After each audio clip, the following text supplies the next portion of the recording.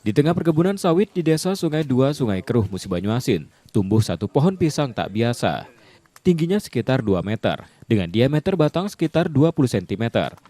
Yang membuat unik, pohon ini punya 2 tandan dan 3 jantung sekaligus. Warga datang silih berganti ingin melihat keanehan alam itu. Para penjaga kebun terpaksa ikut siaga karena ada warga yang mencoba memetik pelepah jantungnya untuk dijadikan obat.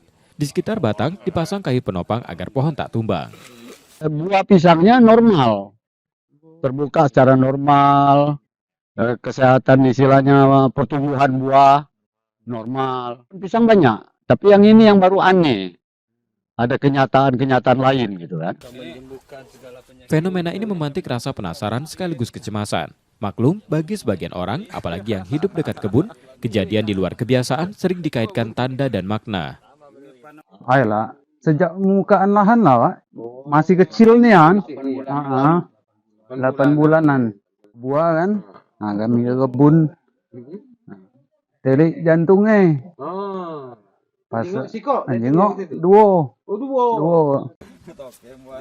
Di sela rutinitas menjaga sawit, para pekerja kebun tak pernah menyangka pohon pisang pendamping tanaman konsumsi sehari-hari ini justru jadi pusat perhatian. Mereka hanya berharap keanehan kecil di dalam kebun terpencil itu membawa kebaikan, bukan sebaliknya. Tim Liputan, Kompas TV, Palembang, Sumatera Selatan. Suatu tempat di kebun kami beralamat di Desa Sungai Dua.